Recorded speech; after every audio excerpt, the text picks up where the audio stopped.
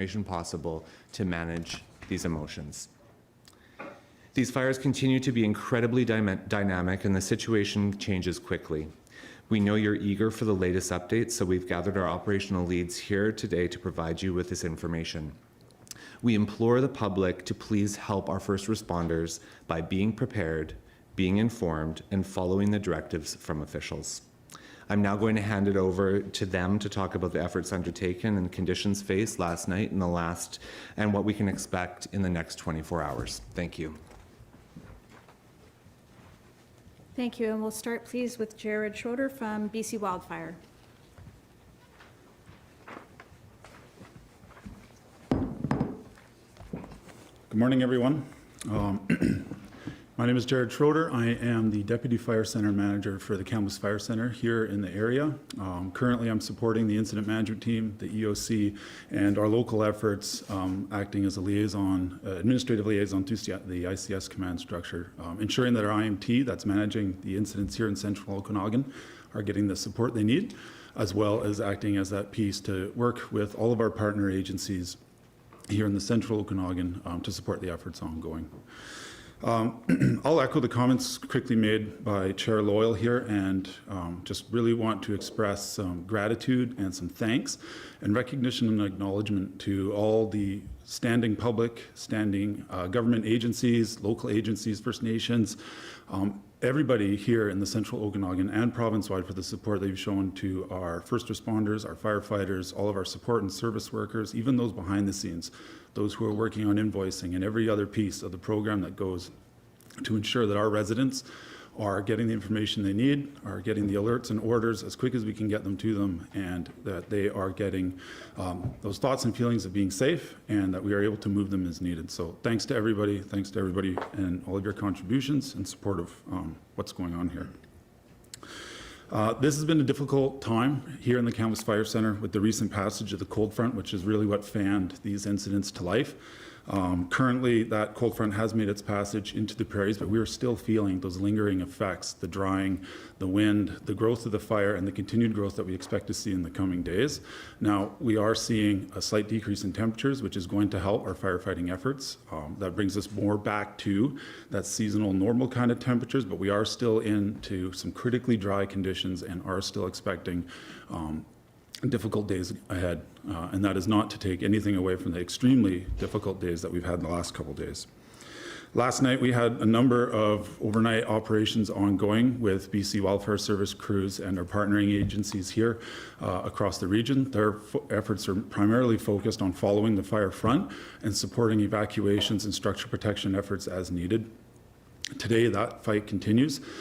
We've got resources in the numbers of over 200 here today, with more coming daily to continue to support those evacuation, the structure protection efforts that are ongoing, and as well providing those supports to the residents here in the central Okanagan. Unfortunately, smoke conditions do still linger. They are a little bit lighter this morning, but we anticipate to continually deal with limited visibility and limited smoke conditions here in the valley. That does not mean that our aviation assets aren't working. They currently are, and they will continue to do so as long as it is safe for them to fly, and there's objectives and work that they can be done, that they can take in order to meet the objectives we have in order to continue to provide the services that we need to provide the safety and maintain those critical egress and evacuation routes.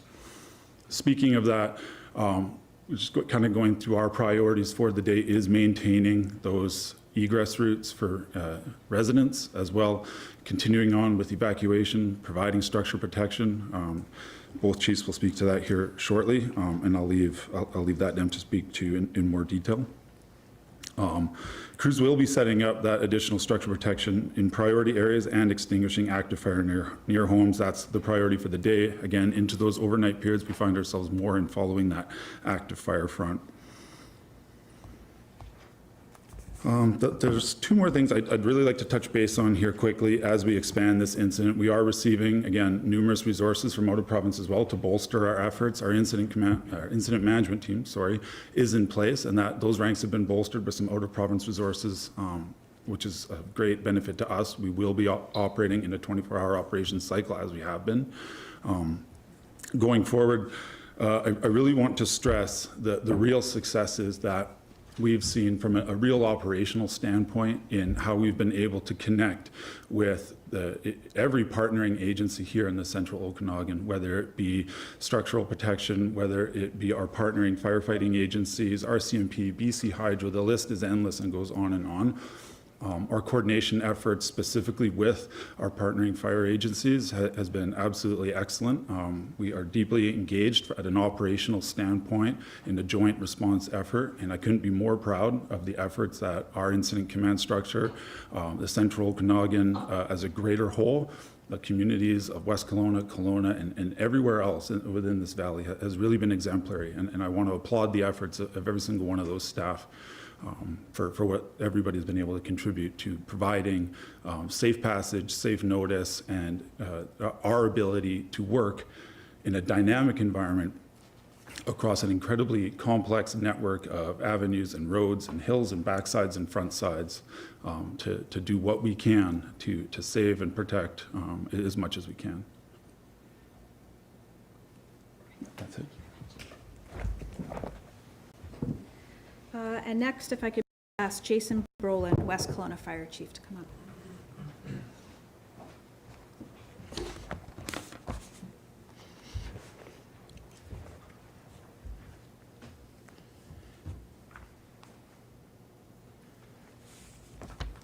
Hi, good morning, everyone.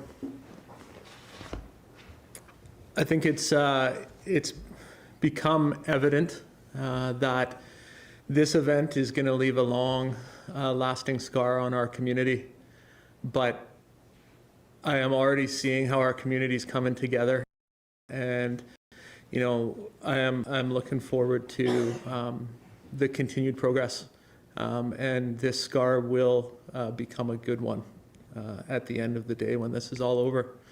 So I'm going to take some time to share some stories. And to talk about the good work that's being done out there in the field. I don't have a lot of specific numbers, but we have great people who can get those for you. Today on the ground, we are an army out there. I'm going to speak about the structural firefighting personnel when I say that. We have 127 structural firefighters working the day shift today. There are 41 fire trucks, and they were all parked in front of my office this morning. We have fire departments from Williams Lake, Ladysmith, Mission, Sunshine Valley, Quesnel, Cherry Creek, Canyon Lister, Merritt, Logan Lake, Chilliwack, Surrey, Ferndale, Sproul Lake, Big White, New Westminster, Vancouver, White Rock, Oyster River, Mill Bay, Kamloops, Saanich, Popcom, Summerland, West Kelowna, View Royal, Courtney, Kelowna, Burnaby, Victoria, Cowichan, North Cowichan, and the BC Wildfire Service.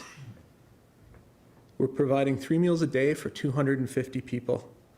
The incident command post is located in West Kelowna, and all of these 127 structural personnel, 41 fire apparatus, are operating from there. And there are more to come. This operation continues to grow. As I said, we are truly an army. How do I begin to thank all of the fire chiefs who have sent their people and equipment? I don't know, but I'm going to use this venue to say to those fire chiefs from these 41 different places, thank you. I will find a way to pay you back for the help that you're delivering to me and my fire department today. As I mentioned, West Kelowna is fully engaged in the firefight. We have 5 of those fire engines staffed by our career professional fighters, as well as our paid on-call force. We continue to respond to all of the local calls in the community, the heart attacks, the rescues, and this morning a structure fire unrelated in the Glen Rosa neighborhood as well. So as I mentioned, I'm going to tell a few stories. Over the past couple of nights, the fire has approached our new Rose Valley water treatment plant. This is a $75 million building where the construction is nearly completed and the water is almost flowing. It's a piece of critical infrastructure. It's going to make an immense difference to our community when it gets turned on. And we were not going to let it burn down. The fire burned over the treatment plant last night, but I'm happy to report that it was saved and undamaged. The treatment plant was saved because of the actions of firefighters from the BC Wildfire Service and all of the structural fire departments that are deployed. $10,000 worth of sprinklers and pumps that were put on that building over the last 2 days saved a $75 million asset. And I am incredibly devastated by the loss, but I want to share with you the good news that's happening out there. When this fire is over, we're going to be able to pick back up and get that water plant turned on. I want to share a story from yesterday afternoon. Yesterday, again, was one of the most difficult days of firefighting our department has ever faced. Our crews were sent to a street in West Kelowna, and they found 3 houses were burning, all next to each other. And the fire was expanding up the hill. It was threatening hundreds of homes above those 3. And we had multiple fire engines involved in combating 3 single-family house fires, which on a normal day for us is a massive operation. These firefighters fully engaged and fought that fire. But as an example of the coordination that the BC Wildfire Service had mentioned earlier, at the same time our crews were fighting it on the ground, their crews were flying above in helicopters dropping water on the same fire. This is unprecedented firefighting tactics that are taking place out there because of the cooperation. For us to be supported from the air the way that we were and to result in a save of hundreds of homes like that is just absolutely amazing, and it's a prime example of what's happening out there. We also faced very complex situations along West Side Road, particularly where it meets Highway 97. This is a neighborhood that is growing and expanding. There are chlorine gas storage there for the pumping station, which supplies clean drinking water. But there's also a number of mobile home parks where the trailers are placed close together, and a number of newly constructed 6-story condominium buildings, residential apartments. And the fire was being fought on the ground in that neighborhood to protect this. And we are just, it's unprecedented. We are not used to fighting wildland fire against 6-story condominium buildings. But the saves that were made are just absolutely unprecedented. Last night, we had a reprieve. But I'm cautious in saying that because it wasn't a reprieve. We were still fighting tens or multiple structure fires at the same time across the community. So to call that a reprieve is just, it boggles my mind. The winds died down. We didn't see the dramatic glow in the sky necessarily in as many places as we had the night before. So I guess if you could call that a reprieve, it was, but don't think for a second that it wasn't totally unprecedented last night after a totally unprecedented day of firefighting yesterday. I'm sad to report that we lost multiple structures yesterday, again, within the city of West Kelowna. Today, the firefight continues on the ground.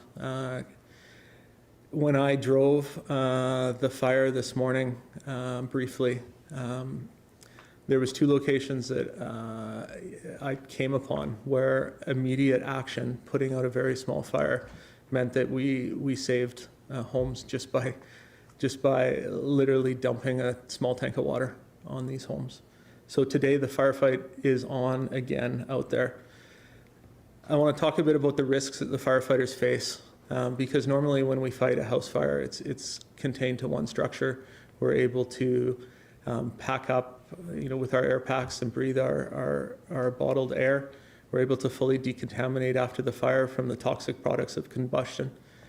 But these things are all wrapped up into one, and it's an entire street full of houses that's on fire being faced by these firefighters. And that's the type of thing we're facing today. Multiple structures and all of the contamination that comes along with it. So I know the public probably has 2 questions, and I'm going to hit them head on. Number 1, when can we go home?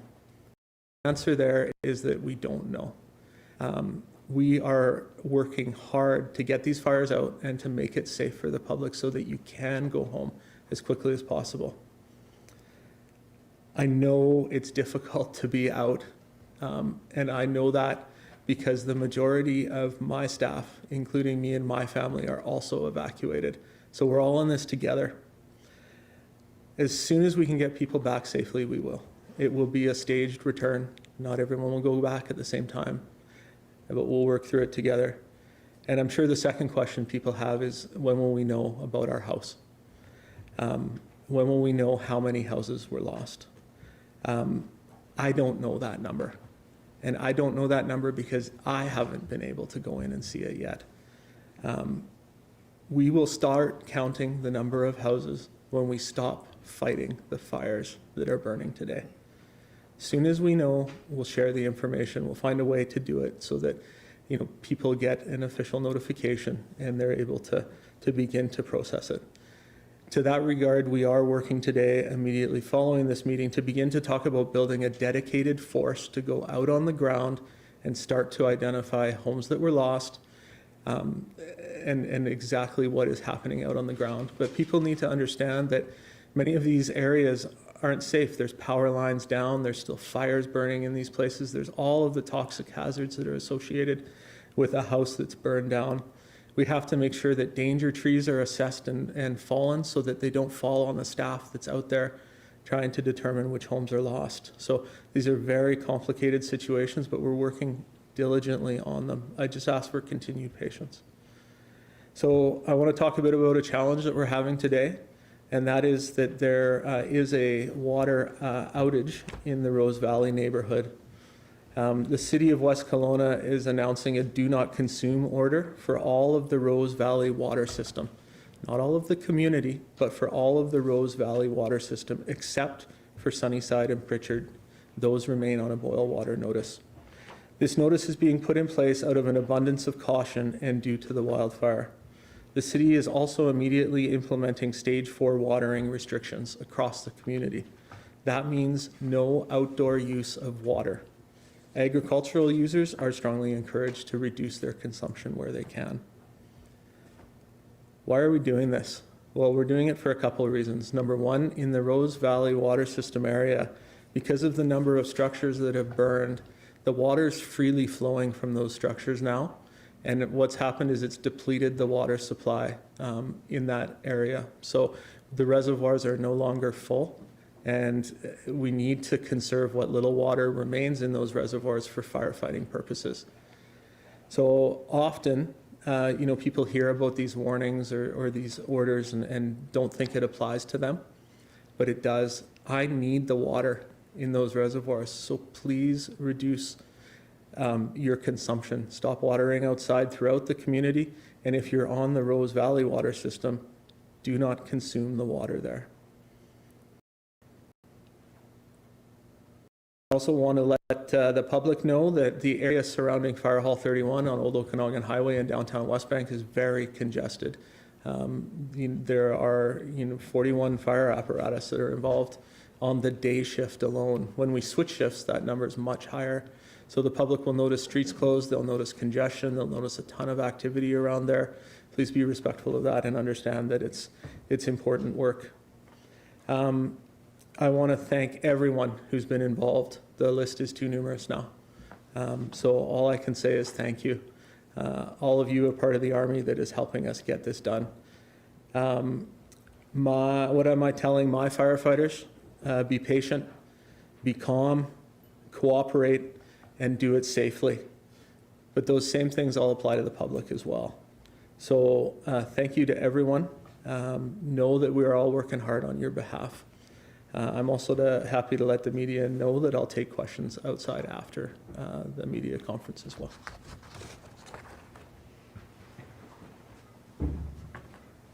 Thank you, Chief Brolin. And if we could ask Travis Whiting, the Kelowna Fire Department Chief, to come up next.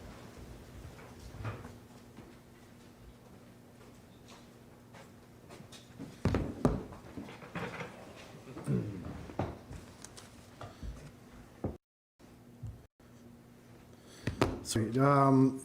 Busy days. So thank you for coming, and I'll touch base a little bit on what's happening in Kelowna and echo Much of the words of Chief Brolin and my appreciation for what's being mustered on behalf of our communities from across BC to help us out here. Absolutely fantastic. I spent the morning down at our staging, meeting a lot of people I've met over the years through this industry and seeing them come in to help with multiple offers from across BC if we need more.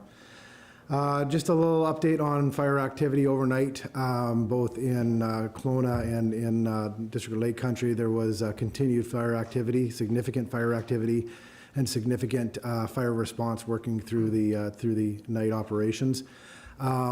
Chief Lee isn't here with us right now. I'm in constant communication with him, and I can say that we're moving assets back and forth between the two of us. We have a really good structure, especially today, that we've been able to implement to ensure that the greatest need is being handled by the best resources for that fire. And we've got a good system in place. As Jason noted, a ton of resources coming into town today. We're staging them and then putting them into a place of greatest need. So quite a busy night, and crews did, again, it's unbelievable watching the work that's being done by our firefighters and the amount of protection being put in place, and very satisfied with the efforts that were put forth last night as far as what we achieved. Coming into today, still a lot of fire activity for the city of Kelowna. The fire moving north is being worked on in conjunction with assets from Lake Country up towards the north end of Glenmore. We're also working with BC Wildfire, obviously, and we have fixed wing and helicopters helping with that battle as well.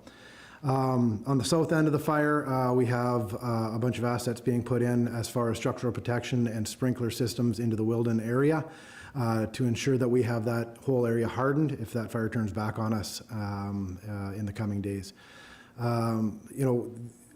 As Jason noted, those first couple of days was the wind event and the pace of play. There was significant activity, and we were fighting hard.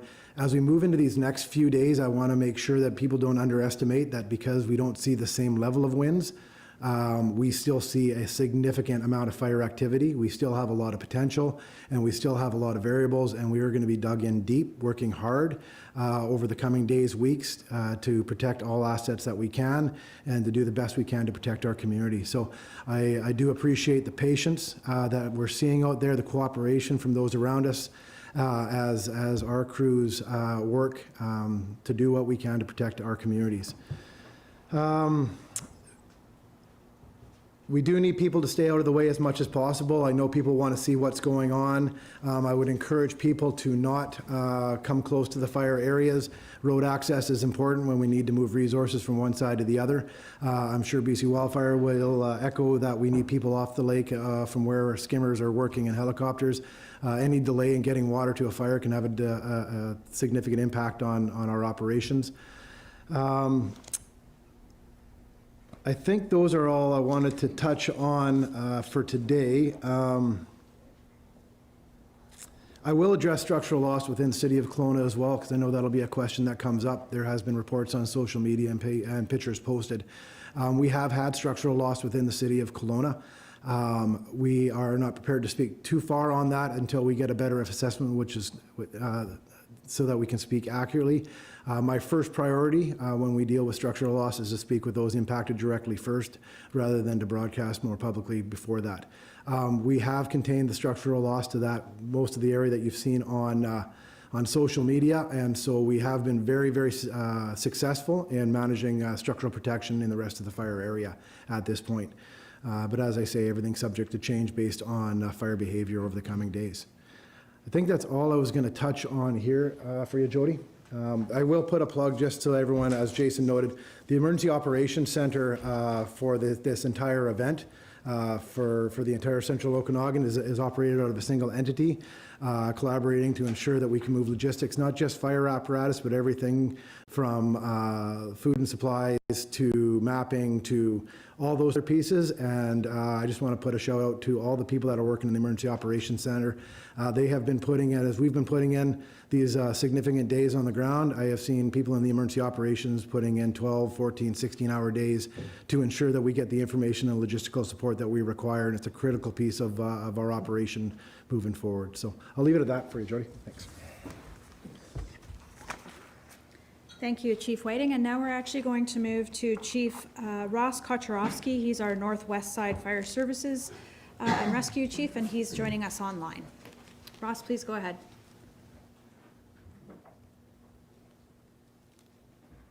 Good morning, everyone. Jody, can you hear me okay?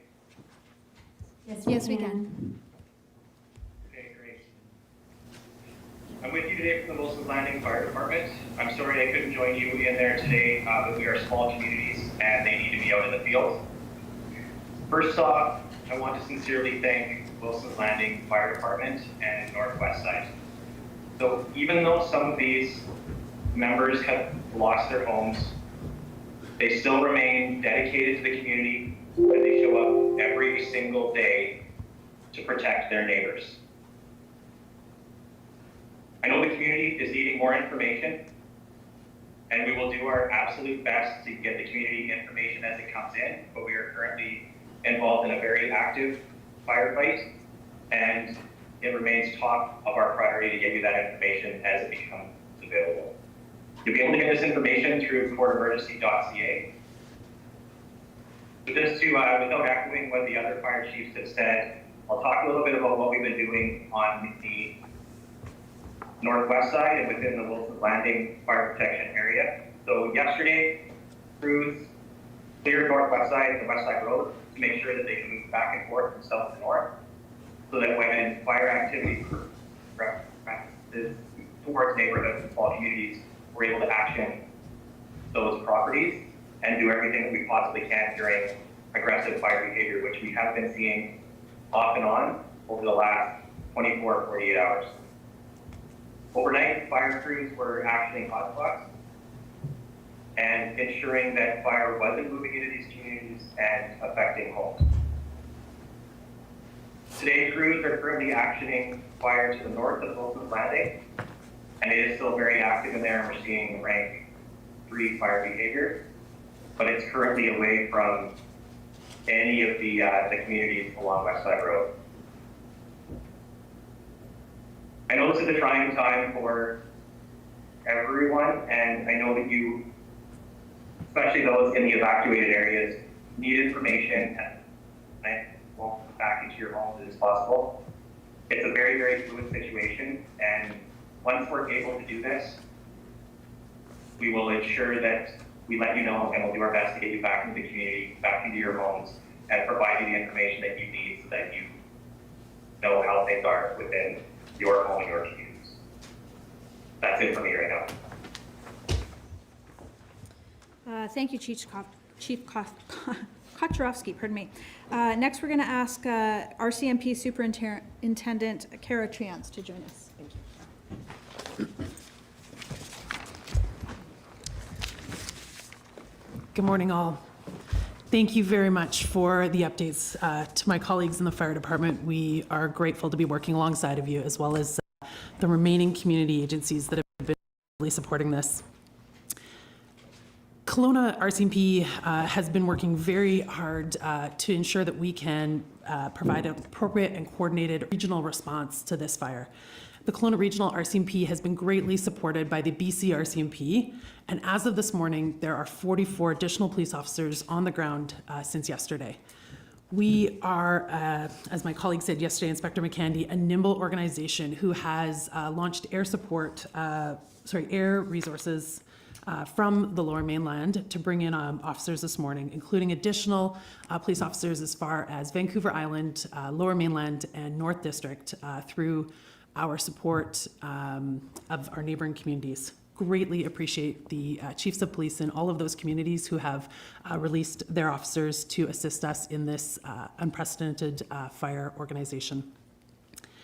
And with that, we have a few areas that I want to focus on from a policing perspective as we begin to move into a continued and sustained firefight here. I won't speak much to the fire, as that has all been spoken to already in great detail this morning.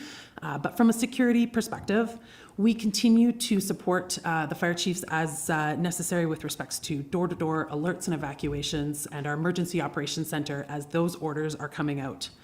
securing evacuation routes, static and roving patrols, as well as making sure that we can do tactical evacuations where needed as we see spot fires popping up in areas that are needing additional support. I worked throughout the night last night with our officers, and there were multiple times last night when our officers were calling into the EOC, identifying spot patrols that we could quickly get to, and really appreciated the work of those officers throughout the night. And so if we could just ask at this time and remind our community of a few things that would really help us. One is that if you are ordered to leave, you are lawfully obligated to do so. We are asking that you comply with those orders. Sending our law enforcement personnel and emergency response personnel back into evacuated, ordered areas to assist people to get out of areas is great risk to our officers and to first responders. And we're asking that you assist us in complying with that. As of this morning, we had 2 individuals trying to force their way back in to evacuated areas, and they were escorted out of that area. So please, our community safety remains our #1 concern, and if you can, I will reiterate what our fire chiefs have said, and that is remain patient. We will get you back into the areas as soon as possible, but until then, I'd ask that you cooperate at the roadblocks and at the security checkpoints with those who are providing the messaging to you. We had reports of people loitering in areas and or in behind barricades or security checkpoints. And I can assure you right now, we have no confirmed break-and-enters at this time. We encourage everyone to report any continued suspicious activity. We know that some people are observing activity through their home security, and we appreciate those calls to the police. If you see something, say something. You can call 911 and we will actively respond. We rely on your cooperation. Today and this morning, you're seeing a lot of increased air support from our fire as they begin to really hit those areas hard that our fire chiefs have spoken to. And I'm going to ask from a boater perspective, if you are out on the lake, when you see emergency aircrafts in an area, you must leave. We need clearance in that lake. Our RCMP boat is actively patrolling and monitoring Okanagan Lake, and those areas will remain fluid. So if we need to shift to the south end of the lake, that area will become the area that you need to move out of. If you are on the north end of the lake and you're seeing emergency response dipping into that lake to get that water that they need to actively fight this fire, you are not allowed to be in that area. So please leave your personal crafts your personal watercrafts out of the area where we are actively fighting fires. We rely on your cooperation here. And the last thing I want to ask is we are seeing drones in the area, and I've had this multiple reports now this morning through fire chiefs, through our wildfire service, that there are drones flying through the emergency area. They are affecting our firefighting efforts. If a drone is in the area, you will ground a helicopter. We need that airspace. So it is illegal to fly a personal drone in an emergency situation where we are fighting fires. Please keep your personal drones out of the area so we can actively fight this fire, be nimble, be able to respond as we need to, and redirect that air support to wherever it's needed. That cooperation is greatly appreciated. And as we continue, I just want to mention that our BC RCMP will work with us throughout the day as we continue to brief on sustained and a scalable plan to ensure that our local officers are relieved of duties and getting adequate rest throughout this. We know that this is not a quick and short operation, and so we begin to put those plans in place right now and are ensuring that we have officers coming in and out of our community to continue to support operations. A lot of our police officers have been impacted by these evacuation orders as well, and we'll continue to support them through that. So thank you very much for your support in our law enforcement and firefighting personnel.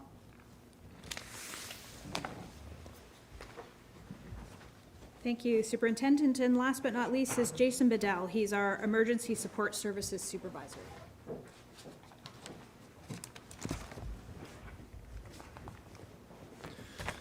Thank you everyone for being here today. I must start by recognizing the amazing outpouring of support from the community to our evacuees. It's been nothing short of staggering. Whilst we are more than appreciative of all the perishable food donations that are being dropped off at our support locations, it can be quite challenging to manage that. We would ask that those who are able and willing to donate to start thinking about donating to organisations such as the Food Bank or our local non-profits. We work closely with them and we're able to support logistics through them. I completely understand that this is an extremely challenging situation for everyone involved. This incident is rapidly changing. I have to thank our evacuees for their patience. I've been on site every day now and I've observed it myself. The thankless work that's being done by our volunteers has to be celebrated. They continue to work through such an immense workload. I'm happy to say that we have secured provincial resources who will be available to us to increase our volunteer capacity over this weekend and the coming week, both through training of volunteers and through physical supports.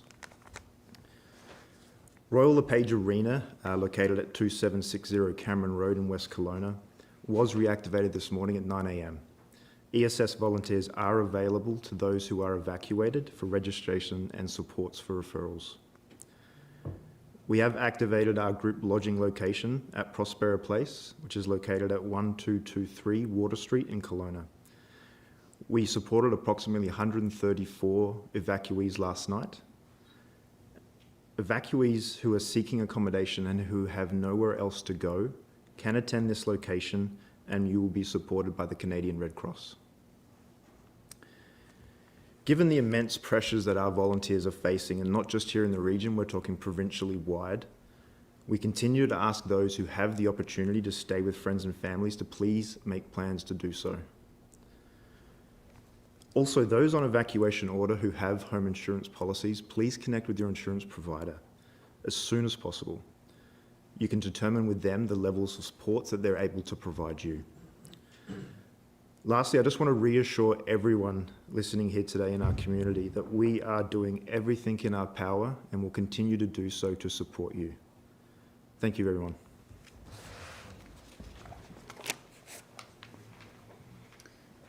Thank you, Jason.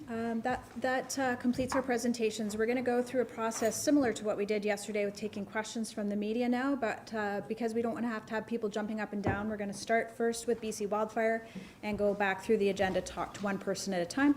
So if I can ask Jared to come back up to the front, and if there's any questions for BC Wildfire, if you can step to the podium, and Haley will help to coordinate online. So Claudia, that'll be you first, and if you can just make sure you push the button in when you're speaking and then push it again when you've stopped speaking, and we'll just take one question at a time from people. I'd like to get a sense of the fire activity overnight in McDougall Creek. It is being estimated at 10,500 hectares, but I know that it is a lot larger than that. I know visibility is making sizing it and mapping it quite difficult. Can you give us a sense of the growth and what kind of fire activity we saw overnight and what we're expecting throughout the day? Sure, and you're absolutely right. 10,500 hectares is an estimate. It's likely larger than that, so correct. Due to visibility and other challenges, we just simply haven't been able, primarily due to smoke, and I'll be honest, priorities of, like Chief Brolin mentioned, our primary priority of providing that direct support to firefighting efforts. But it is in our plan today to get a more accurate map out, to have that size updated. So certainly I encourage any increase to come in through BC Wildfire Service info, right out to the incident. I can provide the contacts here after as well to our information officer tied to the incident. As for overnight fire behavior, subdued compared to the previous night. Now, that's not to take away from what it actually was, because in any other overnight condition, folks would consider it significantly higher than normal, which is what it was. In an intensity class ranking system, the fire behavior that we saw was at the intensity class rank 2 and 3, primarily moving downslope in that kind of Smith Creek, Bartley Road kind of areas.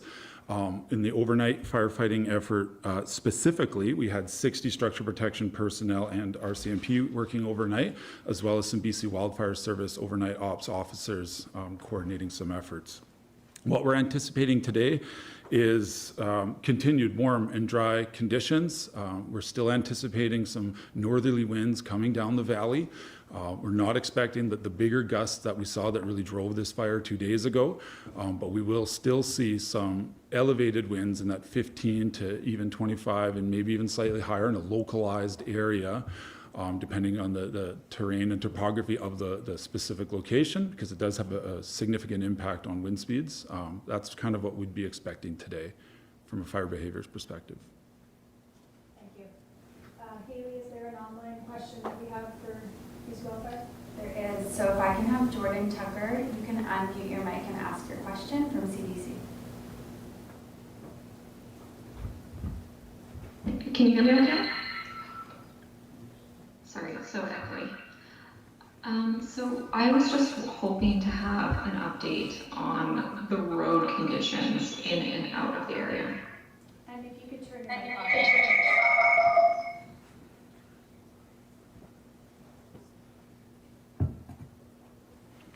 Yeah, road conditions in and out of the area, I guess there's many. It varies. Road conditions can vary from 4x4 accessible to not accessible. We have been seeing some debris and downslope rolling and that type of stuff. Of course, as Chief Brolin mentioned, the biggest impact, probably the largest impact, is like down power lines, trees who've had root systems and deep burning conditions resulting in leaning trees, fallen trees, blocked roads, those types of things. So roads in and out of the fire area, primarily and almost solely being traveled by emergency services personnel, varying conditions. Thank you. And next question at the podium, if you can turn the mic on, please have to do the red light. Yep. Yeah, Richard Zussman, Global News. Can you give me a sense of the number of evacuations in this area for Kelowna, West Kelowna, this region, in terms of properties as well as individuals? I will, for a specific number, I'll have to get info back to you because that number has been dynamic with orders and alerts being put on and rescinded in the overnight and into the evening period, but it's upwards of 2,000. Yeah. Just let me double check, there's anybody else online? No? Okay, please go ahead. Cindy White from Castanet News. The forecast today, we have a high of 26, it's back up to 30 tomorrow. Is this the day that you need to get things done? In the context of our last few days and the extreme temperatures we've had over the last week and the drying trend, today would affectionately be called a good firefighting day. You know, those temperatures in the high 20s, mid 20s, you know, our humidities are still down in the critically low ranges in the mid-teens to kind of around there. Those are still very good burning conditions, but in the context of the Okanagan Valley here, today's a good firefighting day. And in the overnight period, we've had a number of BC Wildfire Service crews be repositioned and mobilized from the province down to here to continue and bolster our efforts. Our daytime firefighting numbers are over 200 for personnel on the ground. I failed to mention this in the initial part, but we're also mobilizing line locators and beginning the construction of heavy equipment, control lines and containment lines as well today. So to reinforce your point, yeah, it's a good firefighting day. It's a day where we can roll equipment and crews and have them feel confident in some of the efforts that they're doing out there.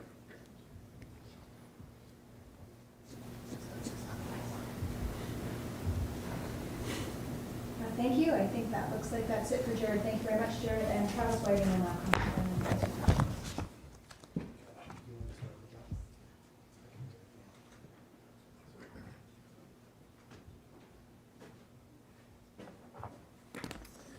Just real quick in relation to evacuation orders and alerts, those are managed through the Regional Emergency Operations Center and are mapped. And as always, I really encourage people to go to cordemergency.ca. It has absolutely the most accurate and timely information. It's where all the information originates, and the map in there can be zoomed down to the address level. So if you have questions around your own property being evacuation alert, it's the most efficient and effective way to get information on that. But it's also where it's also the official source of information regarding alerts and orders. As far as numbers right now, it appears that we have, and I'm assuming those are properties, Jody? Property, 10,700 roughly homes under order across the region, and about 9,500 homes under alert across the region. Again, as noted, a dynamic situation, but it's been stable, this morning so far. Thank you. We'll go to the podium for a question for Chief Whiting.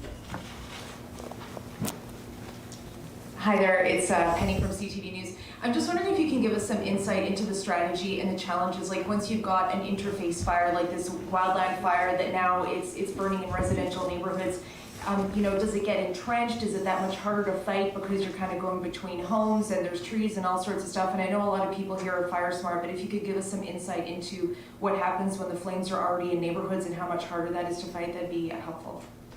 So I'll jump on one word there, fire smart.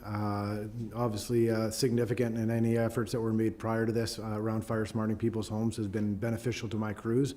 It's certainly when homes are not fire smarted, it creates a more complex challenge for us to navigate.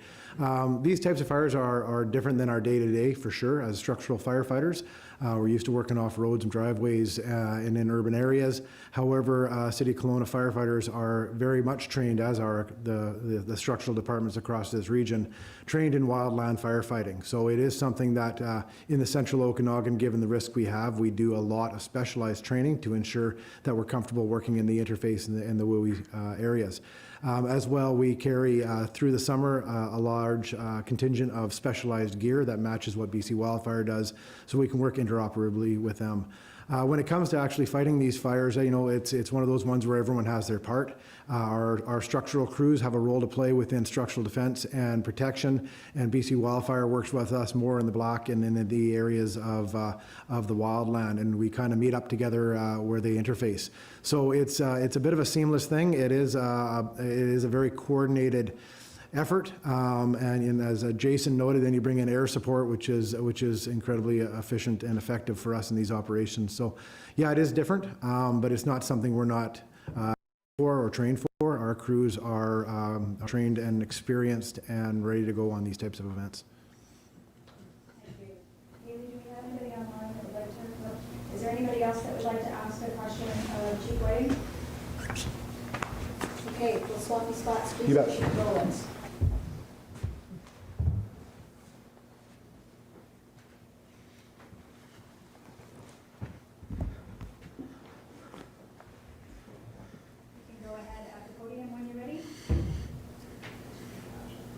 I don't know if this is for you or maybe the court people, but Colin asked me to ask this because the confusion last night in the southern of Shannon Lake, the evacuation order went on and it came off, it was an alert, some people tried to go back, our CMP turned them around.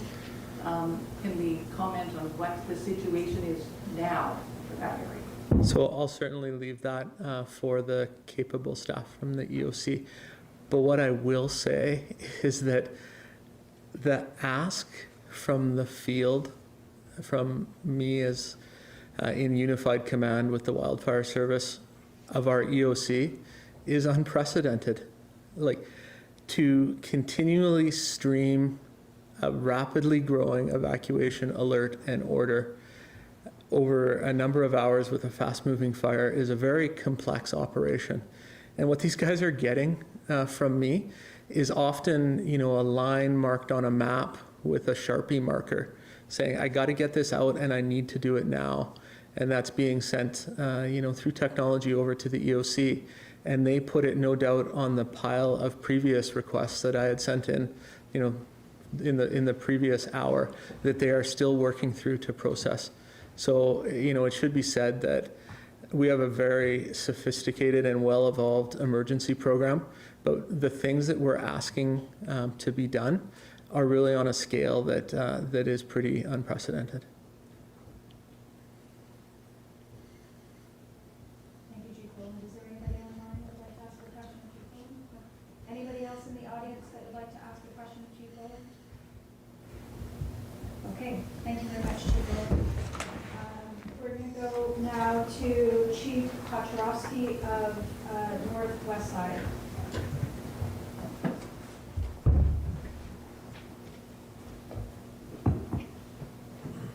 Okay, I think that's okay. Superintendent Triance, is there questions for Superintendent? And last last but not least, maybe we've just done such good information to hear today. That's amazing. Is there any questions for our Emergency Support Services Supervisor, Jason Bedell?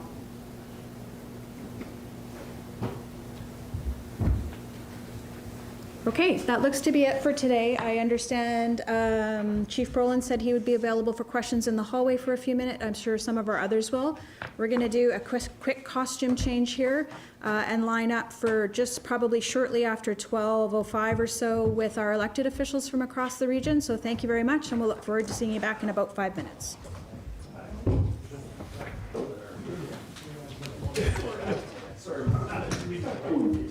And we just heard from provincial and local officials in Kelowna, BC, giving us an update on the firefighting efforts in Kelowna region. They can make. That was the CBC's Cameron McIntosh in Edmonton. We are taking you now back to Kelowna, BC. Elected officials are now providing an update. Let's listen in. Devastating for the West Kelowna community. I wish to thank our residents for adhering to the evacuation alerts and the orders and for remaining calm. And it's, as been said earlier, it's very important for our residents to continue to adhere to those evacuation orders. And should there be new evacuation orders, it's critical that those individuals that are under new orders leave their properties immediately. Our hearts go out to those members of our community may experience property loss. But I'd like at this time just to express my gratitude on behalf of City Council to many of individuals involved in helping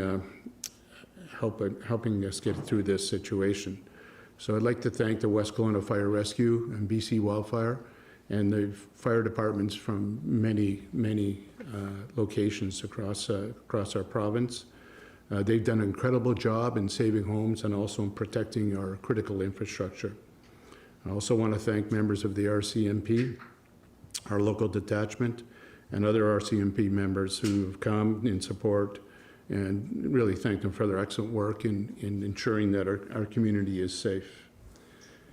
I'd like to thank the members, the officials and staff at the Emergency Operations Center as well for their guidance and oversight, and the volunteers at the Emergency Support Services at Royal Page Place. They're doing an awesome job. I really appreciate their caring service. They're looking after the temporary needs and some of the special needs of our residents who have been evacuated.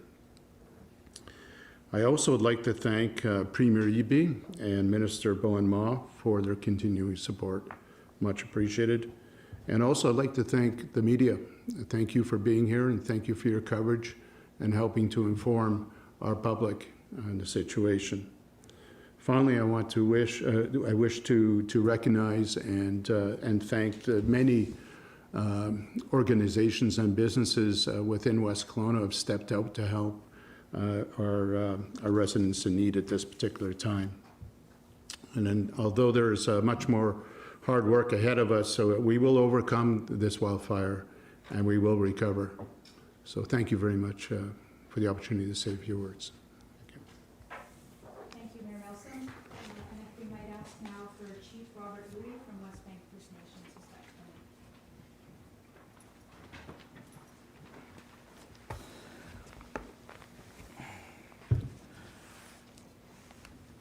coming. Good afternoon, Waihaskahalt. I'm pleased to say a few words on behalf of my community, the West Bank First Nation, and all of our residents on the west side. This McDougall fire has been a very harrowing experience for everyone. I'm grateful that there has been no confirmed loss of life that we know of, and we hope that this remains. Very devastating for the loss of property and the impact of businesses that has occurred.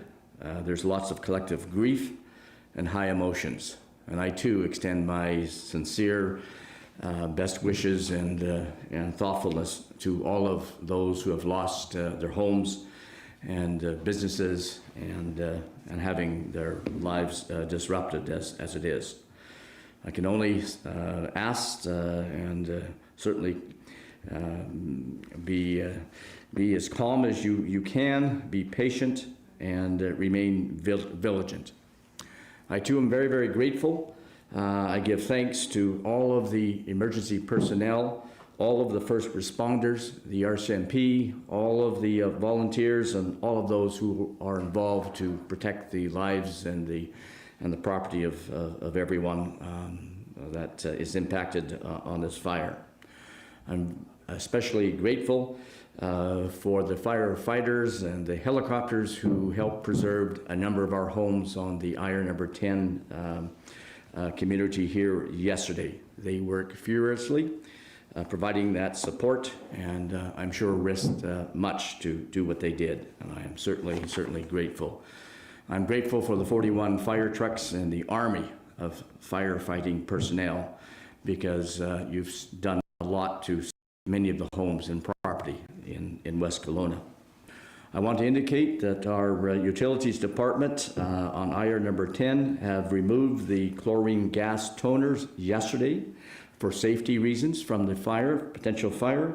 This has resulted in the fact that the water is not safe to drink right now, but it's for the safety of all of the residents, so this will remain in effect until we can reinstall the chlorine gas toners.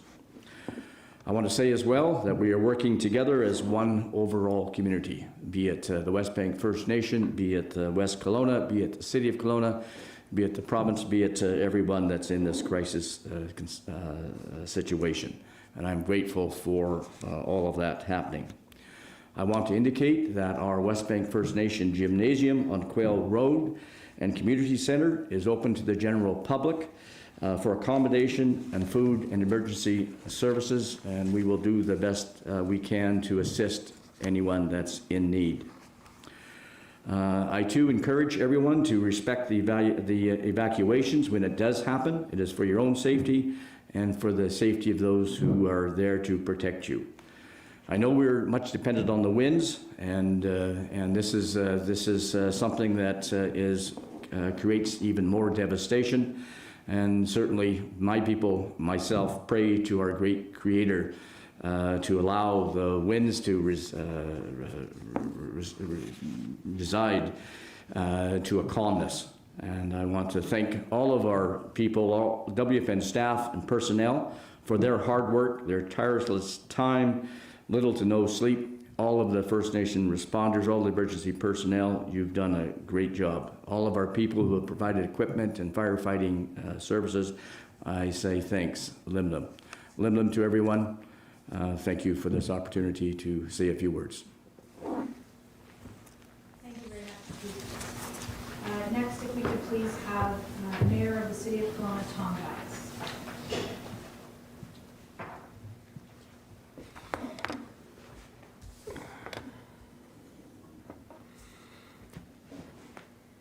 Good afternoon, everyone. As we all know, the last 48 hours has been a very difficult time for the citizens of Kelowna, West Kelowna, Lake Country, our First Nations, and all of the communities throughout the Central Okanagan. And as we have heard from our fires chiefs, it's not over yet. There is still a lot of work that we need to do to make sure that everyone is safe. And on behalf of myself and my council colleagues, I want to extend a sympathy to all those citizens who were directly impacted by the events of the last 48 hours and ask for their patience and awareness, because we still have a little bit more of a journey to go. This is an extremely stressful time for all those involved, and our thoughts are with all of our citizens. In Kelowna alone, there are approximately 5,053 properties on alert and 2,057 properties that have that are under order, meaning people have had to leave their homes. While the immediate focus is on fighting the fire, we do have advanced planning teams working on recovery plans, and more information will be available in the coming days with regards to individual structures. I want to thank all of our first responders and support staff who are working around the clock on the fires throughout the Central Okanagan.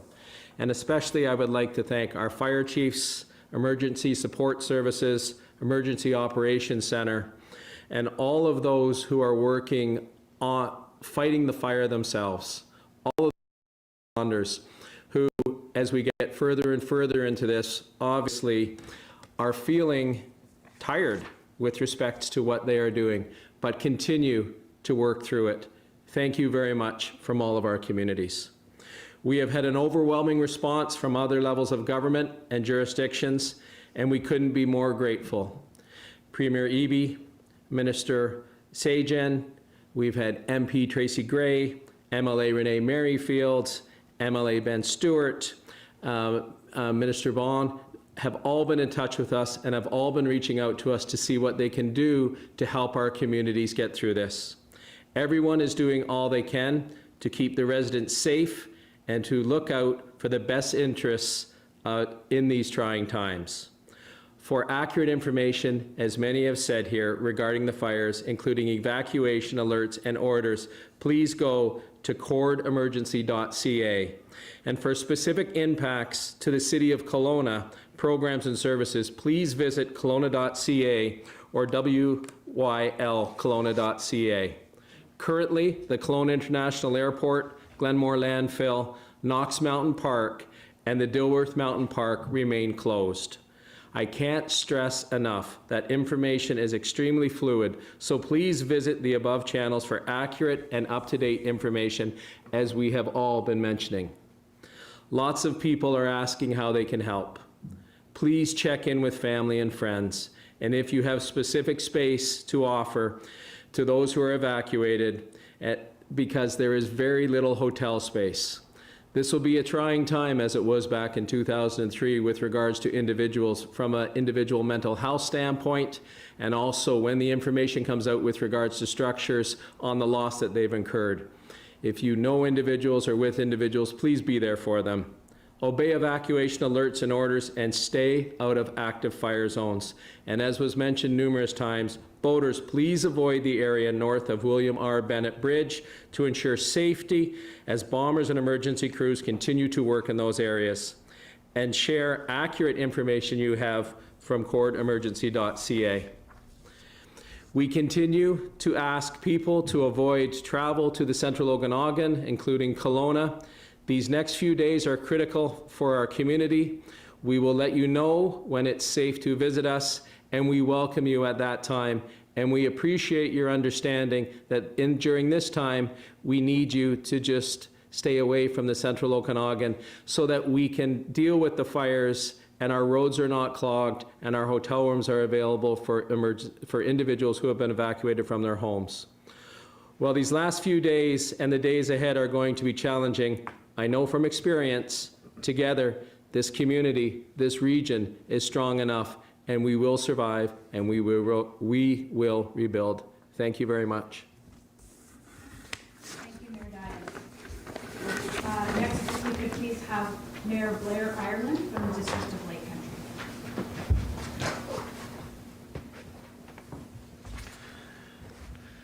Hey, good afternoon, everyone. My name is Blair Ireland. I'm the mayor of Lake Country, and our fire chief could not attend today, so as he's out there trying to do the best for our community. So it's incredibly important for him to be there and not answering questions and dealing with that sort of thing. Challenges have been really struggling overnight. Crews are working hard, but the winds are super challenging right now. I live right on the water, and I've been witnessing this every day. We have lost structures in Okanagan Centre. We cannot get into the details. They're presently fighting fires all around that area and trying to save them. Our fire team, I visited them briefly last night, and last night they were overworked, and they're continuing to work hard.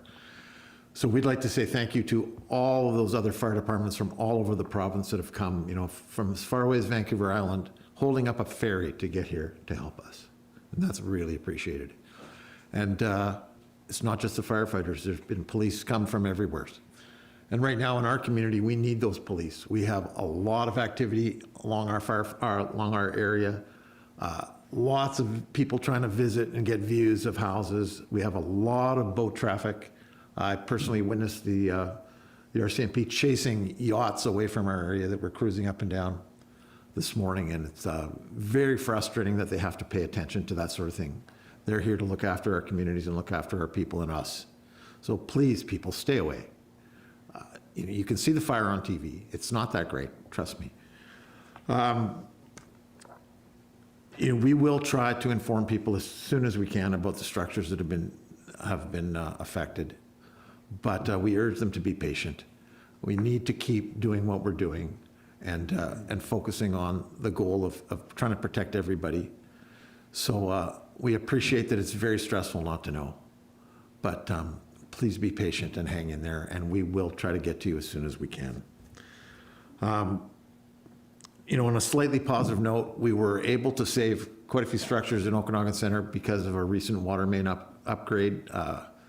We had a really old water main in that area that wasn't providing proper fire flow, and really, literally 2 weeks ago, it was commissioned and working, and that increased pressure saved a lot of homes. So we were quite lucky there. We want to also say a big thank you to all of our local businesses that have kicked in and helped out, and they were helping out at the ESS, they were helping out with the fire department, and they continue to help, and we really, really appreciate that. I think a lot of my colleagues have said before that all the volunteers and everybody who's trying to help, we appreciate your efforts so much. But at this stage, really try to look after your neighbors and the people around you. It is very, very stressful for people. I live in an older neighborhood with a lot of elderly people, and they don't know what to do. So we need to be there for our friends and our family. That's the most important thing. People that are around, those businesses that are helping us, continue to support them because they need your support. We're asking tourists to stay away right now, and I think Mayor Dye has said it well. We will welcome you back when we're ready. We certainly are not happy that you're not here right now and enjoying the Okanagan the way that it should be. But please stay away, and locals, pay attention to those local businesses because they're the heart of your community, and they're the ones that are helping out in these tough times. So also, please don't call our district offices. Courtemergency.ca, that's where all the answers are. All the information is there. Our staff is busy coordinating all the efforts. There may be more evacuations this afternoon.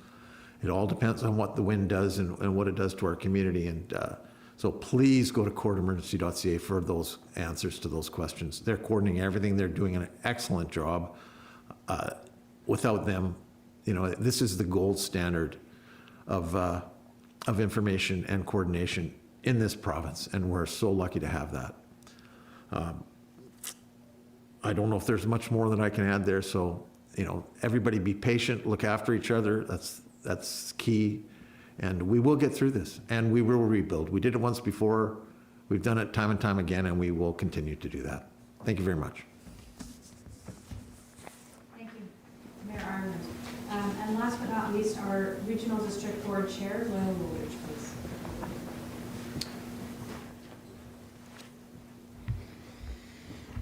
Hello, everyone. Hello again. My name is Loyal Woolridge. I'm the board chair for the Regional District of Central Okanagan. Today, I'll be speaking to the effects in Electoral Area West, as well as impacts within our Emergency Operations Center. This has been an incredibly challenging couple of days for our region, particularly those in Traders Cove, Wilson's Landing, and the northwest side. We've experienced loss before, and we've experienced loss again this week.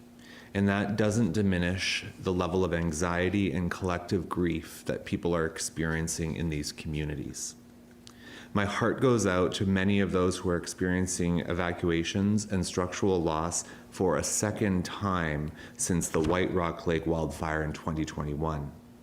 And we know the community in Electoral Area West is resilient and kind and closely knit, and they will get through this tough time together. And I know that Director Wayne Carson is working diligently with his community members to ensure they feel safe and supported at this time. We've been here before and we've learned. We know what to do to get through this. And right now we know that these frequent and updating informative press conferences are crucial to giving confidence in the community. At the Regional District of Central Okanagan, we already have teams planning in place for what recovery will look like for our communities. But at this time, we're still very much in the midst of an active wildfire that's dynamic and ever-changing, and so our focus remains on ensuring the safety and well-being of residents and first responders. We know that people are anxious to get home and know the outcomes of the structural loss, but please know, after the fire is out, this work will be done and we will make sure that neighborhoods are safe so that you can go home. Please know, as soon as it's safe to go home, we will let you know. We ask you to continue to be vigilant, to stay informed and follow the advice of emergency personnel. As it's been stated many times today, the place to find information is cordemergency.ca. That's CORD emergency.ca. That is the official source of information for this fire. If you haven't already, please subscribe at cordemergency.ca to receive email alerts. So there's a couple of things we're asking from the public. Number one is to be prepared. Make sure your home, your families, and your pets are prepared to leave at a moment's notice. Two is to be informed using cordemergency.ca. That is your official space to find out information. And three, as you've heard from our responders today, follow the directives of our officials. They know best. They do not take these orders and alerts lightly. As I said yesterday, and I'll say it again, please follow your evacuation alerts or orders of your area. Not abiding by these evacuation notices puts yourself and our emergency personnel at risk and delays the response to these events. As a reminder, if you're on an evacuation alert, you should be packed and ready to leave at a moment's notice. You can pre-register for emergency support services online to be best prepared, and I recommend you do this to manage the wait times at the reception centers. If you're put on evacuation order, you must leave immediately, and I'll repeat that you must leave immediately. It's not a choice. And you need to be prepared to be out of your home for an extended period of time. I extend my gratitude to the province for their announcement of the provincial state of emergency yesterday. As it's been mentioned, we're asking that people please do not visit the Central Okanagan at this time in areas experiencing wildfire events. We want to welcome you with open arms when it's safe to do so, but our time and energy right now are supporting people that are evacuated, and the biggest need is accommodation. Accommodation for evacuees and accommodations for our fire personnel that have been evacuated from their camps. This is a difficult time, and as I said earlier, we have to be here. We have been here before, and we got through it together. And it's that sense of community that will continue to elevate us into the state of recovery. So stay safe, everyone. We will get through this together. Thank you. Lib lib. Thank you, Chair Wooldridge. That wraps up the presentations, and now so we'll be available to have questions. If we can do what we've done before, so are there questions for Mayor Milsom, either online or in person? Mayor Milsom, if you'd like to step up to the podium, please. I don't know who wants to answer this because I don't know if you have different perspectives, but now that we have a provincial state of emergency, I just want to know how that is able to help your communities, if you've already seen that difference rolling out and what your hopes are that the state of emergency might be able to accomplish, whether it's resources or anything else. I'm just looking for some information on that. Well, I would, based on the number of residents that are under evacuation order, I think, yeah, it's going to help, particularly when it comes to the need for accommodations. I spent some time, I've been spending time each day in our information center at the Emergency Support Services location at Royal LePage Place, and I'm just chatting with people and say, do you have a place to stay? And I remember one couple said, well, we've been offered a place to stay in Castlegar. And I guess there's fires there too. And, and I said, well, Castlegar's a long way to go. Do you have a place to stay locally? No. When I went to City Hall this morning around 7 o'clock, a lot of people sleeping in their cars at Royal LePage Place. So we need accommodations. So I was pleased with the announcement that was made by the Premier and the Minister. Mayor Dye, would you like to add on to that? I will add on to it. Thank you, Mayor Nelson. In addition to that, when Mayor Milson and myself signed a local state of emergency, there's entitlements that come with signing such an item. It allows for individuals who are evacuated to be able to cover some of their costs. It also and it also allows for our fire departments and our RCMP to be able to go on to properties that normally they wouldn't be able to go on to be able to service fires. And when that is on the municipal level, but when it's also on a provincial level, what happens in having a discussion with Premier Eby is that what it allows for is it allows for them to access things on a federal level. So there's the connection with regards to Minister Sajan speaking, that they're trying to, I know Chair Wooldridge and I know Mayor Milson, and I know I think we've all had discussions with it. So what they're trying to also look at doing is reviewing the situations on from a funding level with regards to things financially on a federal level. It opens up doors for them to consider to bring those into our community. So there's advantages there, and they also wanted to make certain that they were sending out that communication of concern for tourists coming into our region at this point in time. So there's more to it than that. There's more pieces in it, but that is the reason why they were looking at doing it also, so that there could be potentially extra supports there for our communities. Thank you, Mayor Dias. Are there further questions for Mayor Milson? Hi, Cindy White from Castanet. I was watching last night because I live in West Kelowna, the evacuation alerts and orders in the line going all the way up to the highway. How did you feel when you woke up this morning and you saw that it hadn't got to the highway? How do I feel this morning? Well, anxious, when the first thing is step outside and look around and all we see is smoke. So came to the office right away, tried to gather as much information as possible. Phone the fire chief, phone our chief administration officer, few phone calls. So sure, I felt anxious just like the rest of our community. It's hard to tell what's going on anyway. It's dark and it's smoky. So anyways, I feel a lot better after having this conversation here today. And listening to the reports. But sure, I'm really concerned. We lost structures as well. I don't know how many, but certainly there are structures lost. And that's very, very concerning. So I really feel for our residents, and my heart goes out to them and their families during this time. Thank you, Mayor Nelson. Let's move over to now, are there questions for Chief Louie?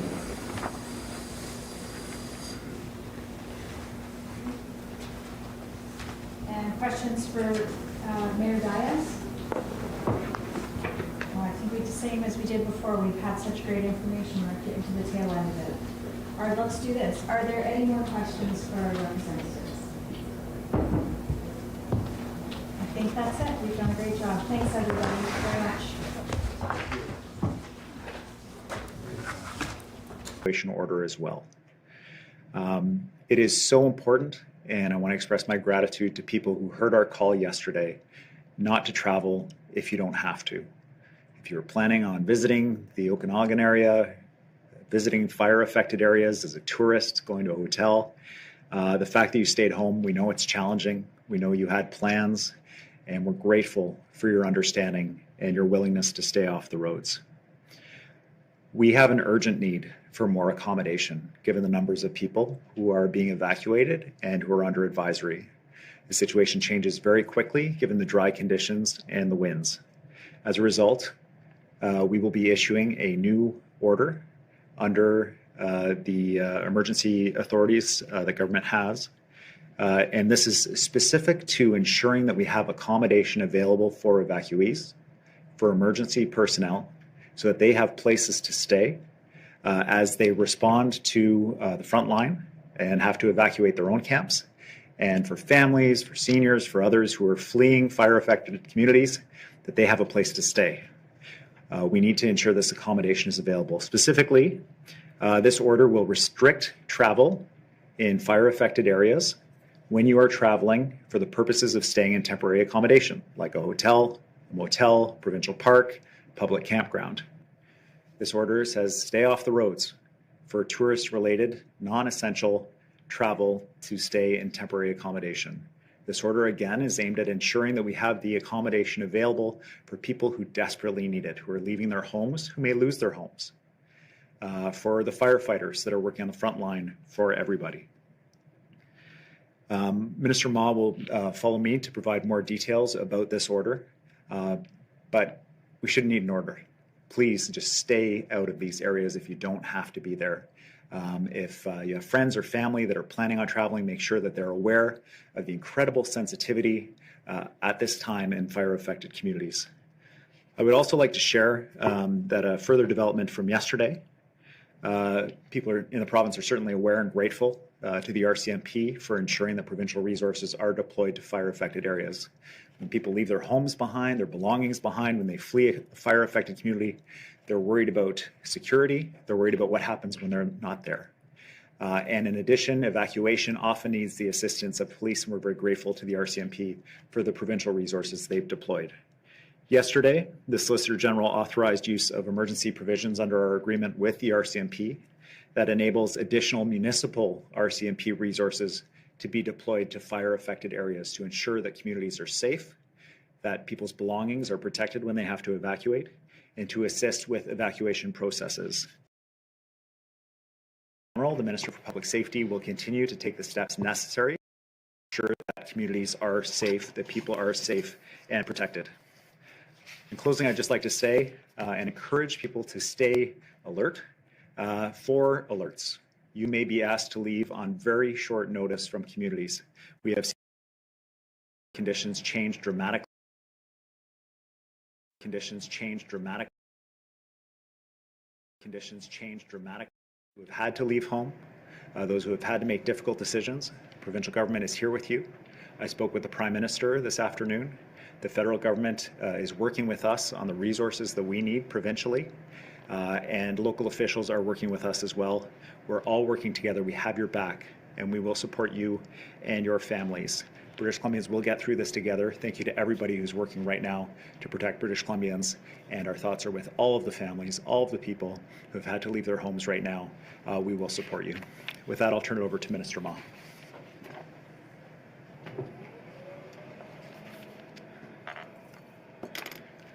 Thank you so much, Premier Eby. Good afternoon, everyone. My name is Bowen Ma, Minister of Emergency Management and Climate Readiness, speaking to you today from the territories of the Musqueam, the Squamish, and the Tsleil-Waututh. Last night, we declared a provincial state of emergency given the severe and fast-changing wildfire situation that we are currently facing. This declaration gives the province extraordinary powers to keep people, communities, and first responders safe. The situation is highly dynamic, and the numbers are changing all of the time. But as of now, we are currently hovering at about 30,000 people on evacuation order and an additional 36,000 people on evacuation alert.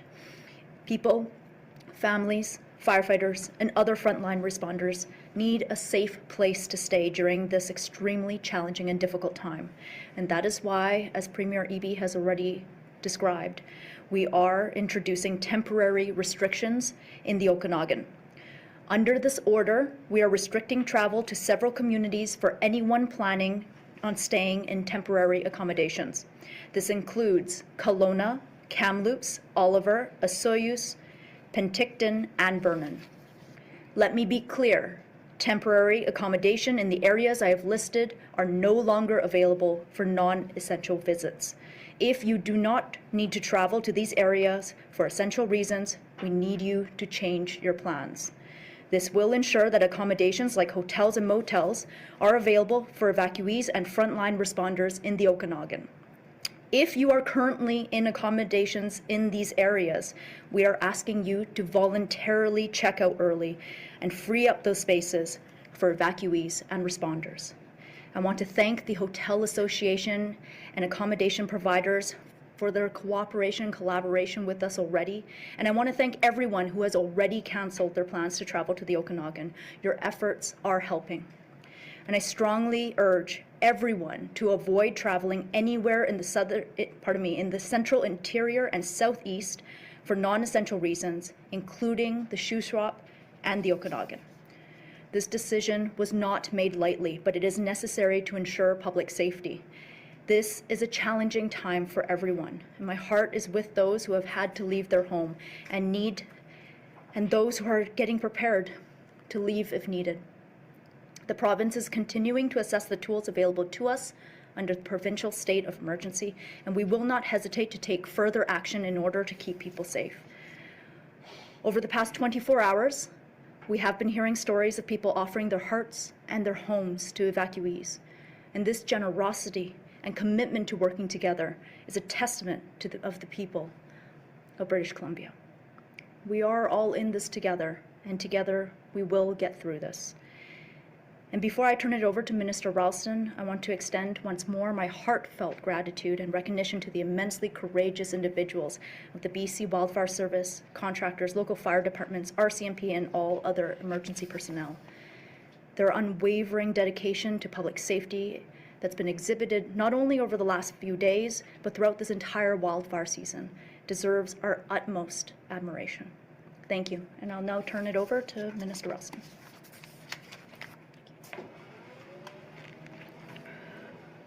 Great. Thanks very much, Minister Ma, and good afternoon. I'm Bruce Ralston, Minister of Forests.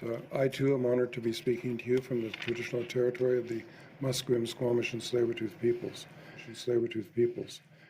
Before I begin my brief comments, I want to acknowledge everyone throughout the province who is affected by the horrific wildfires impacting our province.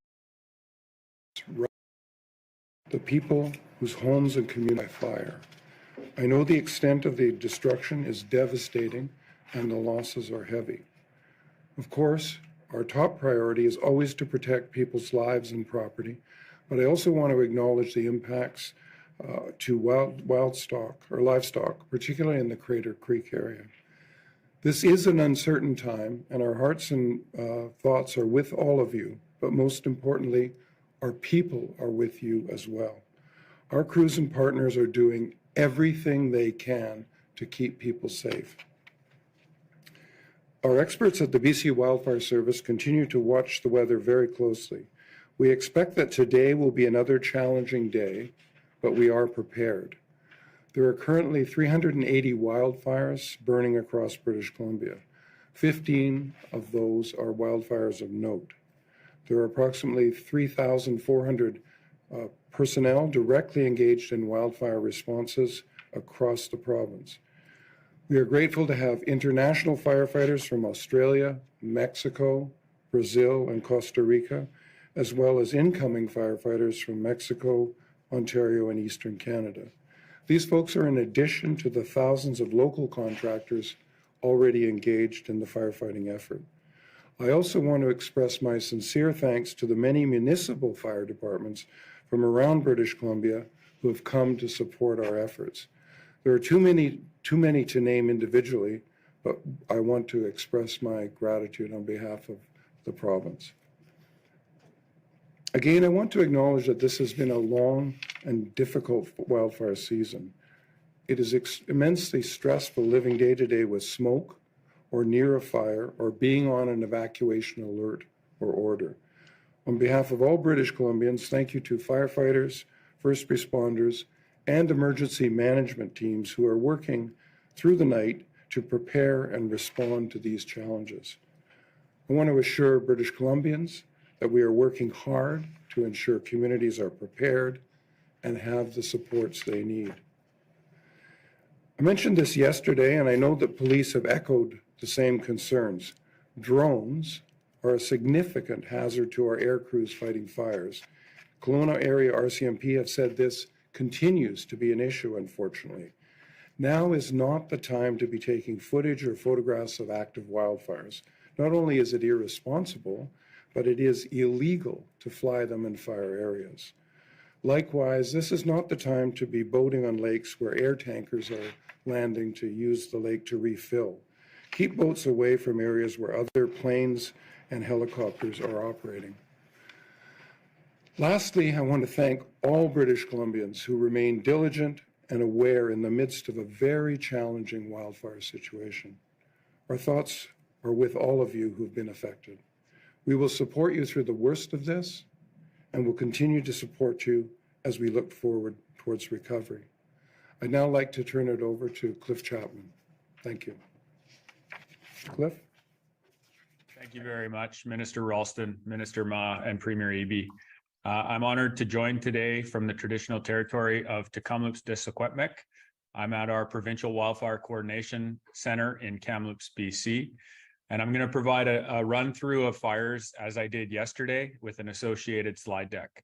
Before I get into the fire rundown, which will be slightly briefer than yesterday as we have Adams Lake Complex and the McDougall Fire information officers on the line who can take questions after the briefing today.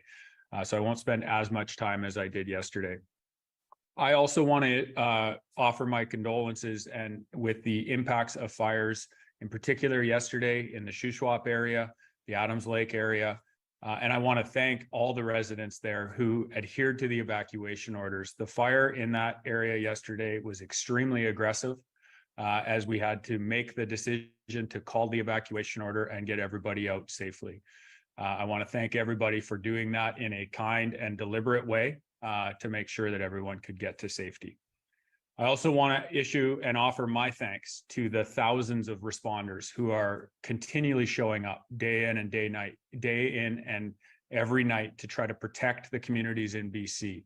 As Minister Ralston said, we have seen a significant support effort from municipal fire departments from across BC, and we continue to see more stepping up every day to support the Shuswap, Kelowna, and any other fire that we may see. Also would like to thank First Nation communities for your continued support of giving crew resources and single resources to support incidents and your local EOCs. And that also goes to local governments and contracted resources. We can't do it without you, and we really appreciate the support as we continue to go through this challenging season. I'm just going to pull up the brief slide deck to go through, and I will just look for confirmation when it can be seen. And I see a thumbs up. Thank you. So we will continue to see extreme fire behavior in the southern half of the province.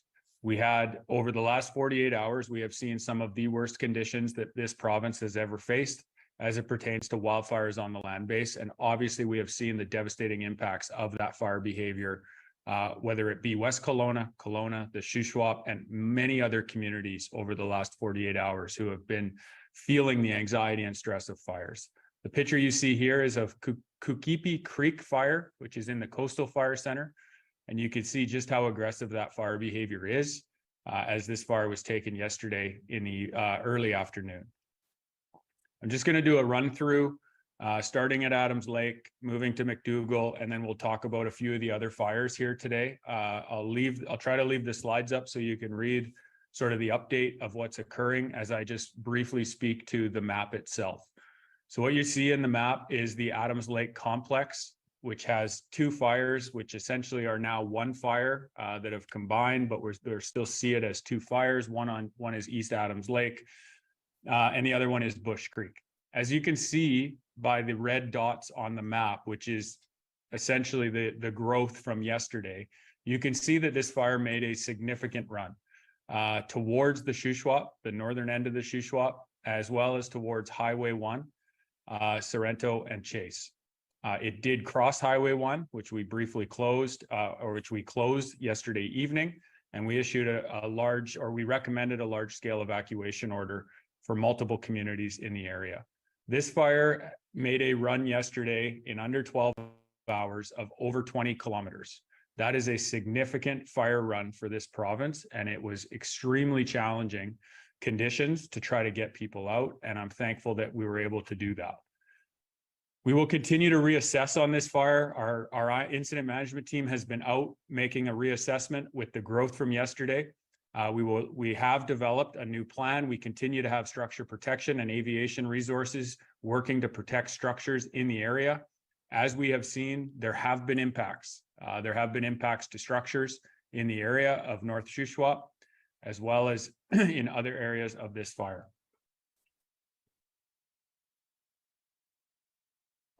Sorry, as I move on to McDougall, I'll just quickly say, for the evacuation, people who are on evacuation order, again, I just want to reiterate, please do not head towards the Shuswap or anywhere in that area, as I believe Minister Ma covered quite well with the new order coming into place. The next fire I want to talk about quickly is the McDougall fire in West Kelowna, as well as the fire that's across the lake in Kelowna proper. The McDougall fire last night, I am pleased to report, as of this morning, there were no new confirmed structure losses on that fire. Again, we have a significant municipal fire department workforce in combination with our BC Wildfire Service staff and incident management team running a unified command on this area, working together to protect the homes in Kelowna as well as in West Kelowna, and working to stop the spread of this wildfire. You can see by the red dots that we did see growth in the last 24 hours. However, as I stated, and I want to state again, because it was thanks to hard work from so many individuals on the ground, we do not have any confirmed additional structure losses from last night, and we did have to deal with wind throughout the night. So it was really thanks to the hard work of the people on the ground. Moving into the Fraser Canyon now, this is the Kukipi Creek fire in the Fraser Canyon. As I stated yesterday, this fire came out of the Nahatlatch Valley into the Fraser Canyon 2 nights ago. We didn't see significant growth on this fire yesterday, which is a really good thing. The highway remains closed and impacted. We are working with the rail companies on this fire to try to allow intermittent rail traffic to continue with the supply chain when it is safe to do so.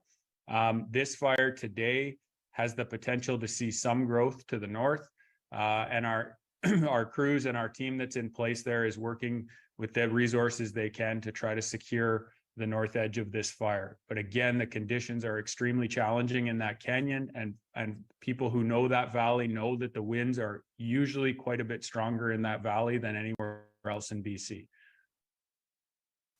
As we look at the Bender complex, which is just north of the Kukipi Creek fire, it's comprised of 3 fires. We did see significant growth on the Downton Lake fire near Gun Lake. You can see in the upper map here, the red dots, looking as if that fire has potentially doubled in size. Extreme fire behavior observed on this fire in the last 24 hours, and we expect today to see additional fire behavior. I think the positive on this fire, as well as the Stein fire, is that up until this point, we have somewhat been able to manage keeping it out of the Fraser Valley or the Fraser Canyon, which obviously allows it not to be hit by those winds I spoke about on the Kukipi Creek fire. A new fire that wasn't on the briefing yesterday is the Upper Park Rill Creek fire. This fire is estimated at just under 1,100 hectares in size. As you can see on the map, and if you can't see it, I'll let you know, this is Okanagan Falls is in your bottom right of the map, and Oliver is in your bottom left. So it just gives you some orientation where this fire is. We are seeing some success with heavy equipment and working on guards to try to box this fire in and hopefully have success with our suppression efforts. And then Crater Creek, which is in the Ashnola at the bottom or far south of the Kamloops Fire Center and the border of the United States of America. Significant fire behavior to the south on this fire yesterday afternoon and into the evening. As you can see by the red dots on this map, the fire has pushed into the United States, which we're working with our counterparts in the US to ensure that we have a coordinated response to both the Canadian side and the US side of this very large fire. As you can see, this fire is now estimated at 37,000 hectares, and we are anticipating that it will continue to grow. So with that, I'll throw it back to Minister Ma, and we look forward to hearing your questions. Thank you. Thank you so much, Cliff. We are now available to take questions.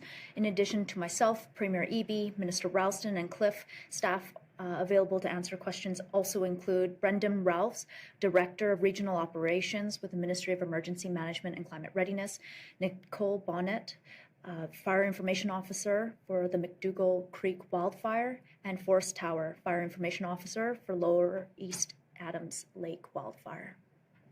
A reminder to media on the line, please press *1 to enter the queue. You are limited to one question and one follow-up, and please come off mute and speakerphone so that we can hear you properly in the room. First question on the phone is from Richard Zusman, Global News. Premier, this will be for you or for Minister Ma. How do you believe this order is going to work here? Will there be police going to hotels and checking if people are checking in? What are the logistics here in terms of people that are already in hotels and what they are supposed to do in this situation? And for Cliff, I'm just trying to get a sense. I know you went through the regions. The impact in the North Shoe Swap right now, there are reports people are still stranded in dangerous areas. What's being done to help them, and how concerned are you about that situation? Thanks, Richard. This order is specifically to discourage people, to tell them don't do it, discourage people from traveling to the Okanagan to stay in hotels, motels, campsites, and the goal of it is to free up accommodation. If you're already in a hotel, the order does not affect you, but we're really encouraging people who are in hotels, who are in motels, to talk to the operator and to go home early. When you check out early, you're freeing up a hotel room for someone that is fleeing a wildfire. You're freeing up a hotel room for a firefighter that is battling forest fires in the area. Those rooms, as they come available, are being snapped up by emergency services personnel from the province of BC to make them available for evacuees and for first responders. So we need all the accommodation we can get. The order itself is meant to really communicate very clearly, this is not the time to be traveling to the Okanagan for tourism. This is not the time to be traveling for anything other than an essential purpose. And I think people understand that, but the order is really meant to underline it. And I'll turn it over to Cliff for your second part of your question. Thank you very much, Richard. I just want to start by stressing, and I stressed this yesterday as well, the conditions that we are experiencing in BC right now. If you are placed on evacuation order, please leave. Please leave in an orderly manner. If you're put on evacuation alert, please be ready to leave at a moment's notice. And when that notice is given, please leave the area in the way that you're directed to by your local government. We have had some experiences in the last couple of days with people who have not adhered to evacuation orders. I'm pleading with those individuals and anyone else who may be put on evacuation order in the coming days. Please listen to your local or First Nation government's recommendations when they put an order in place. And when you're put on alert, please prepare your go bag and be ready to go. And please check on your neighbors when you're put on evacuation alert to ensure that they have the necessary things to get out as well. For specifics on the North Shuswap, which, as I stated, did see quite a bit of impact last night from a structure perspective, I will throw to Forrest Tower, who is our communications officer with our incident management team on the Adams Lake complex. Thanks, Cliff. Yeah, so currently our incident management team, the operations section and all other sections are working in very close coordination with other local response agencies and local governments. We're currently working on gaining access into areas that are under order that did have fire impact on the Squillax-Anglemont Road. So right now there are people that have remained in those communities. We again are stressing the critical importance of leaving when placed on an order. We do try and ensure that there is enough time for people to leave before there is fire impact. And after there is fire impact, it puts a lot of undue stress and work needed for our local response individuals to work with those individuals that choose to stay behind. So we are working to gain access and we'll make every effort, both for people that are in community, as well to get people back into their homes as soon as possible for those that did leave. It's a large scale response right now. And I do want to thank all the other support agencies. It was a very harrowing night for structural fire departments, search and rescue, all others that were on site. I hope this remains one of the most challenging nights and they don't have to go through this again. But we do have a number of days of more extreme fire behavior potential. So I just really encourage people in the Shuswap area to pay attention to those orders as they may come through as we go through this week. Richard, do you have a follow-up? I know the main priority now are fighting these fires, protecting infrastructure, protecting life, but we're also seeing obviously a huge amount of smoke in this area in Kelowna and across the province. Are there any concerns about health impacts for people in Metro Vancouver, Southern Vancouver Island, and so many other parts of BC due to this intense smoke that we are feeling? And what is the advice to the public dealing with that throughout British Columbia? Heavy smoke in the atmosphere and the air can have severe health impacts, particularly on people who are vulnerable. If you are in an area that is experiencing heavy smoke, the advice is to stay indoors and avoid outdoor activity, avoid exercising outdoors. If you are able to set up a HEPA filter in your home to clean out the air, that is definitely advisable. Wear an N95 mask when you're walking outside. We'll also work with communities to set up clean air spaces. So for instance, community centers or libraries with good HVAC systems, we often work with communities to keep them open as cooling centers when it's very hot, as warming centers when it's very cold. We will also do that for smoke and poor air quality as well. We do need people to check in on one another, particularly those who are vulnerable in your lives. Make sure that they're doing okay. There can be significant health impacts as a result of heavy smoke. Do take care. It is a concern, absolutely, and we're seeing it not just here in British Columbia, but we've seen it all over the world where wildfire impacts have been heavy. Our next question is from Keith Baldry, Global News. Oh, hi there. In terms of people traveling up there, we've picked up some good anecdotal information, people that not just staying in hotels, but actually driving up, sort of wildfire tourism, going up to see the fires and parking and perhaps blocking roads and routes and such. Are there any reports or concerns about that, people actually traveling up there just to watch the fire activity? We are asking everyone to stay clear of traveling to the central interior and southeast for non-essential reasons, including the Shuswap and Kelowna, and a non-essential reason absolutely includes firesighting. Or I don't know if that's actually a real term, but basically going up there to watch the fires. What we absolutely cannot have on our roads is people blocking roads to take photographs, getting out of their cars, visiting communities where there's high wildfire activity, getting in the way of crews. We can't see boats on waters that are being used by firefighting equipment to skim water to fight fires. We cannot see drones in the air where there's wildfire fighting equipment happening. Having drones in the air can ground our aircraft during absolutely critical moments of their firefighting cycles. This cannot happen. We need people to do the right thing and stay out of those areas and give fire crews the space that they need to fight those fires and respond to the hazards at hand. I don't know, Mr. Ralston, would you like to add, or Cliff, if you have anything else to say about your experiences there? Thank you. This is certainly something that we have experienced, in particular in the last 48 hours with the impacts to such populated areas in West Kelowna, and now the Shuswap. And as you said, Minister Ma, it is with, I think with all the gravity I can put behind it, please do not come into areas that are affected by wildfire.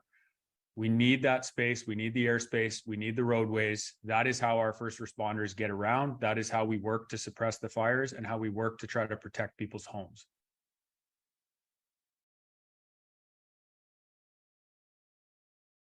A follow-up? Yeah, two-pronged question. Is there a ballpark estimate how many people are actually ignoring evacuation orders, and what sanctions or penalties could they face if they do this under the emergency declaration of emergency? And also, different topic, are there any reports of wildlife being displaced and moving into urban areas, which may potentially be a danger to themselves and to residents there because of the huge fires displacing them? I'll start off and probably offer it up to Cliff to tack on there, but I'll start with the second question, which is that we've actually already seen wildlife entering into urban areas, not only for wildfire, because of wildfire impacts, but also because of drought. We're seeing enormous, remember, we're still in a severe drought situation right across the province. A lot of food sources that are naturally available to wildlife are not there, and they're venturing deeper into urban areas in order to look for food. And absolutely, wildfires will also have that impact of moving wildlife around. In terms of once again, on ignoring evacuation orders, we cannot stress strongly enough how critical it is to follow evacuation orders when they are issued.